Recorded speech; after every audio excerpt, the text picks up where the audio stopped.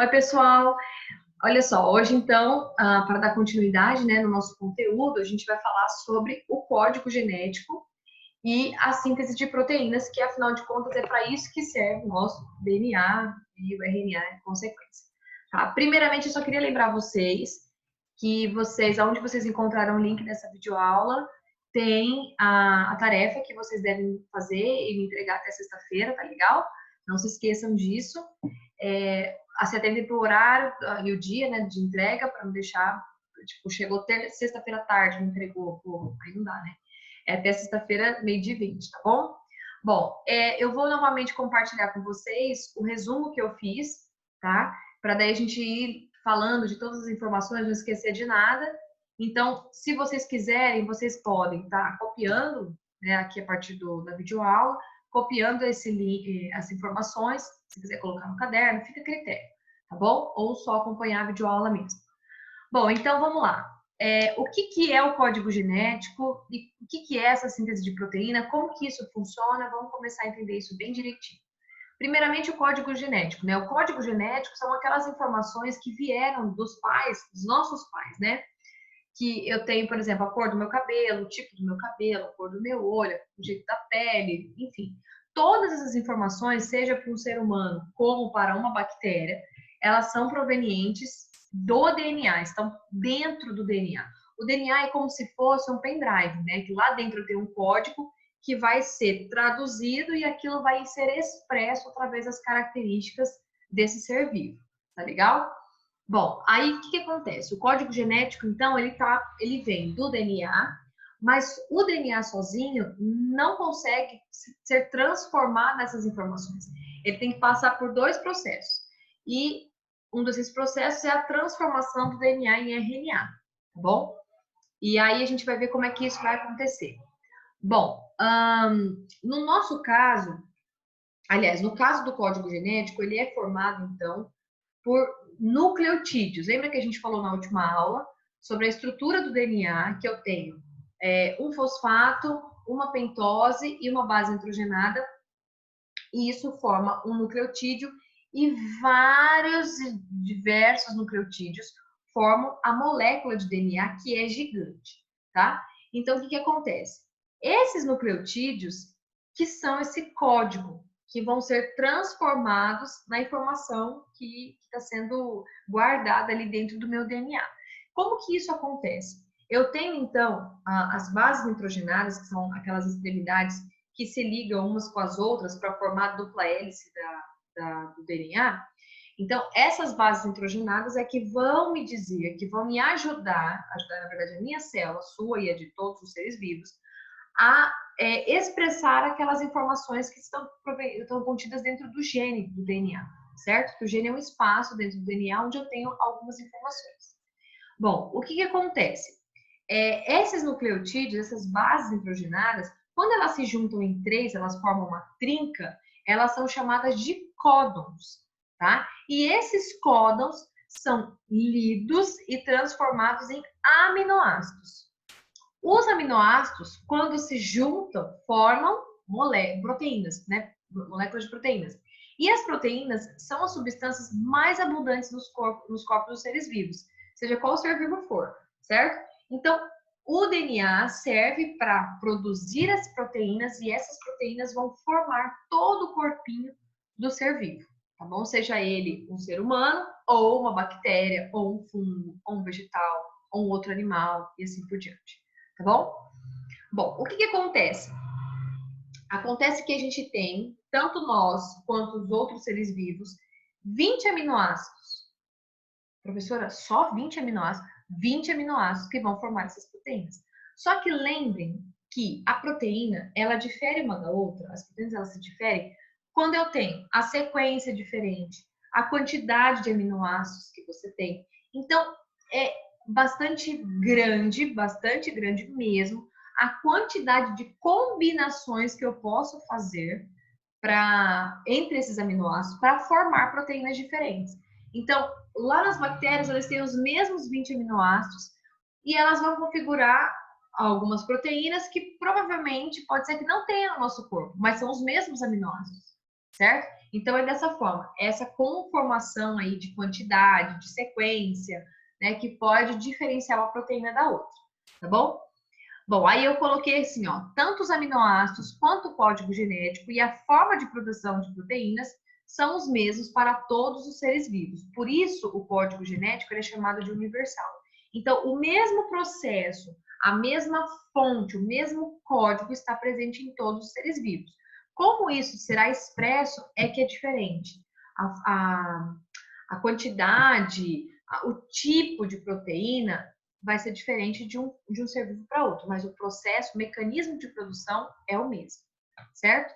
Bom, aí eu tenho uma informação bastante importante que cai bastante no vestibular, que é a questão dos códons. Então, eu falei para vocês que os nucleotídeos, que são aquelas estruturas fosfato, pentose, base nitrogenada, quando se juntam 3 dessas estruturas, 3 bases nitrogenadas, a gente chama de códon. Só que vejam que quando eu olho aquele quadrinho, que eu até mostrei para vocês na live da semana passada, aquele quadrinho, tem no livro de vocês, tá? O quadrinho com todos os tipos de trincas que eu posso ter, todos os tipos de códon que eu posso ter. Se vocês contarem a quantidade de códons, vocês vão ver que lá tem 64 códons. Tá, mas espera aí. Se eu falei, raciocina aqui. Se eu falei que cada códon forma um aminoácido, em teoria eu deveria ter 64 aminoácidos, certo? Mas não é isso que acontece. O que acontece? Primeiramente, desses 64, eu tenho 3 que não vão codificar aminoácidos. Esses 3, eles codificam a parada da leitura do RNA mensageiro. Depois eu vou explicar isso com mais calma. Mas, então, sobrariam 61. Só que, na verdade, eu não tenho 61 aminoácidos sendo produzidos nos seres vivos, eu tenho apenas 20. Por quê? Porque eu tenho uma característica que o nome dela está aqui, ó. Código degenerado. O que isso significa? Significa que, muitas vezes, eu tenho um aminoácido que é formado por mais de um tipo de códon. Então, por exemplo, eu posso ter um aminoácido que é formado por AUG e AUC. Os dois, AUG e AUC, eles são diferentes entre si, mas os dois codificam o mesmo aminoácido. Então, por exemplo, eu tenho lá, se eu não me engano é a leucina, ela tem 6 códons que podem formar, certo? Enquanto que eu tenho o triptofano, que é formado apenas por um, tá bom? Então, isso é dizer que o código genético ele é degenerado, porque às vezes eu tenho mais de um tipo de códon que vai produzir o mesmo aminoácido, tá? Outra característica que é dada para o código genético, além dele ser universal, além dele ser degenerado, é que ele é não umbíguo. O que isso significa? O códon, então a sequência AUG ou, sei lá, CUA, ela só pode formar um tipo de aminoácido. Reparem que é diferente do que eu falei. Eu falei que um mesmo aminoácido pode ser formado por vários códons, tá? Isso é uma coisa, degenerado. Quando é não ambíguo, um códon só pode formar um tipo de aminoácido, certo? Então são coisas diferentes, mas que estão interligadas. Aí, existe a questão da mutação. A gente sabe que a mutação é quando tem algum estímulo que faz com que essas bases nitrogenadas sejam modificadas. Então, eu posso ter uma sequência lá,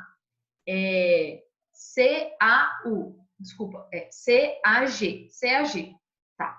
O CAG tá lá bonitinho, acontece alguma coisa e o CAG vira CAC.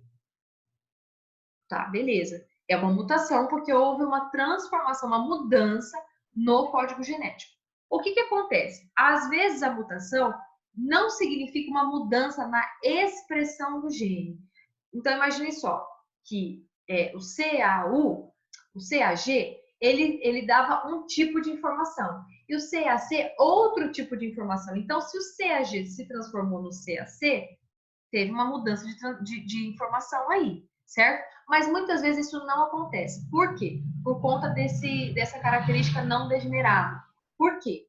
Se eu tenho um aminoácido que é formado por mais de um tipo de códon, a mutação pode acontecer às vezes e transformar justamente um códon, transformá-lo justamente no outro códon que também expressa o mesmo aminoácido.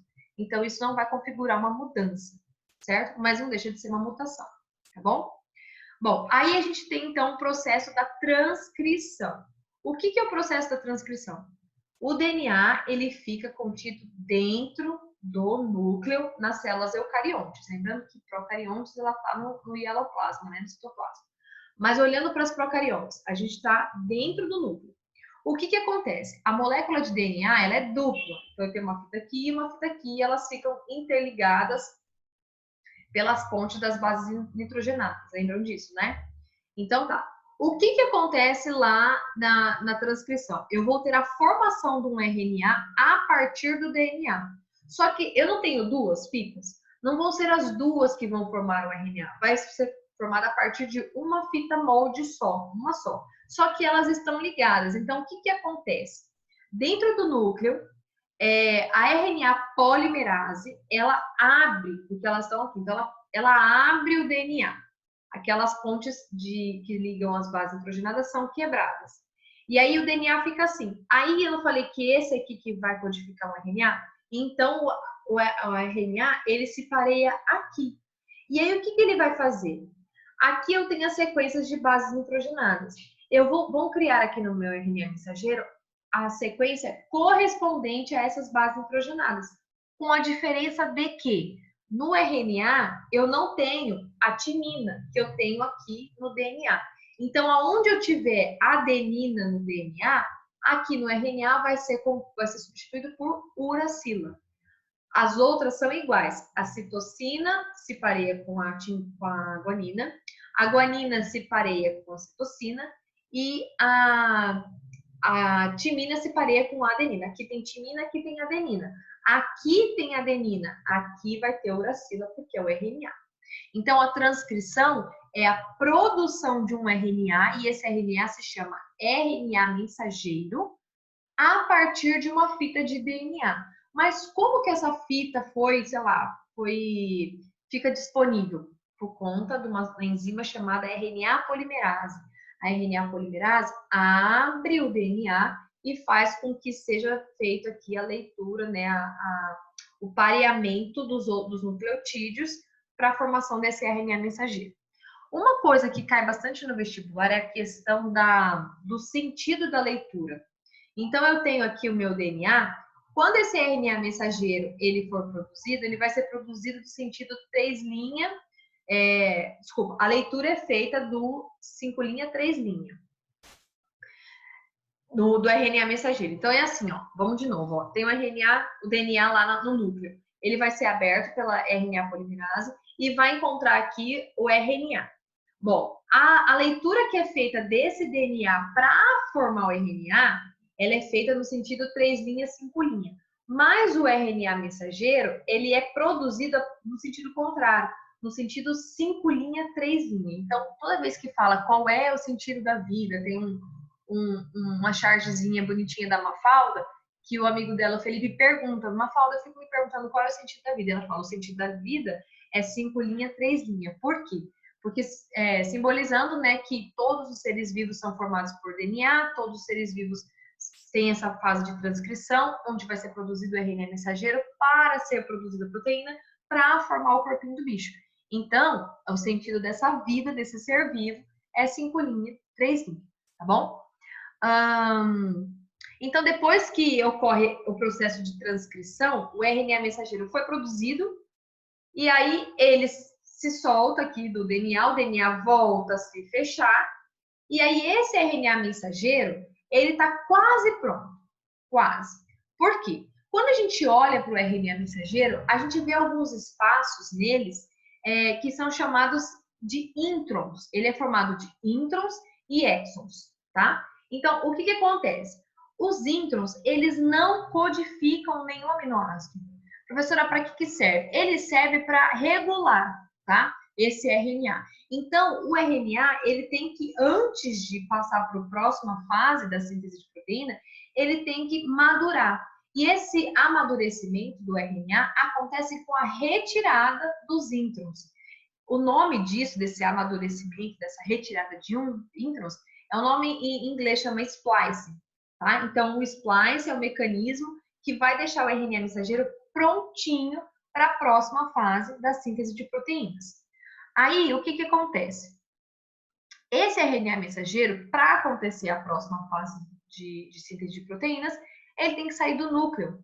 E aí ele sai do núcleo e vai para onde? Para o citoplasma. E lá no citoplasma, ele vai encontrar um ribossomo. O ribossomo, se vocês olharem aqui no meu desenho, ele é esse esquema aqui, ele é essa estrutura arredondadinha aqui. Tem uma parte menor, que é a parte de baixo, que é por onde o RNA mensageiro vai passar, e a parte maior, que eu tenho os sítios de leitura, tem um sítio P, que é essa mancha azulada aqui, e o sítio A, tá? Então, a gente vai começar o processo de tradução. Como é que isso ocorre? O RNA mensageiro chegou lá no citoplasma e encontrou um ribossomo, começou a ser feita a leitura desse RNA mensageiro. Bom, o RNA transportador, ele é nesse formatinho aqui, tá? Esquemático, tá, pessoal? Não real. Como que ele é feito? Uma extremidade dele tem um aminoácido e na outra extremidade ele tem o anticódon. Anti, que vai se juntar com o códon. E o que é o códon mesmo? O códon são as trincas de bases nitrogenadas, as trincas de nucleotídeos que formam o RNA mensageiro. Dá uma olhadinha aqui no desenho, ó. Eu tenho a cada 3 bases nitrogenadas eu tenho um códon. Então, nesse caso, eu tenho 8 códons. Uma pergunta bastante comum nos vestibulares da vida aí é, se eu tenho esse RNA, por exemplo, com 8 códons, quantos nucleotídeos eu tenho? Lembrando que o número de nucleotídeos é o mesmo que o número de bases nitrogenadas.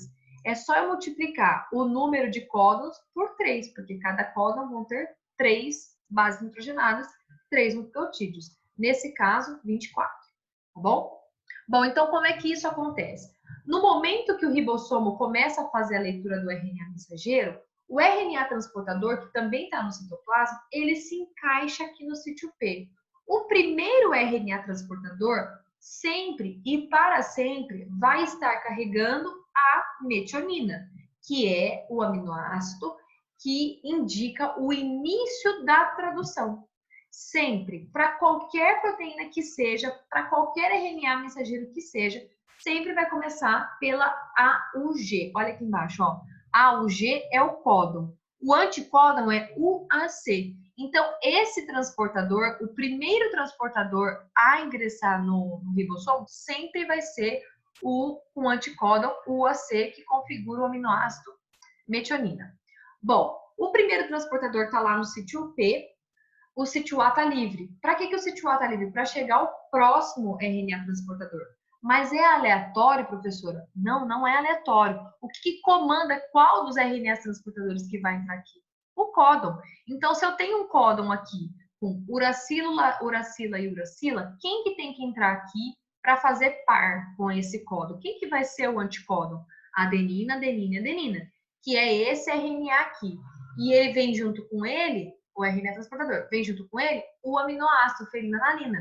Quando esse transportador entra aqui no sítio A, ele vai fazer o pareamento com o anticódon. Essa metionina vai se ligar com essa fenilalanina aqui. E esse RNA transportador, o primeiro que entrou, sai do sítio P e deixa o sítio P livre. Aí esse que estava aqui no A passa para o P. Para que isso, professora? Para liberar o A e chegar um outro RNA transportador.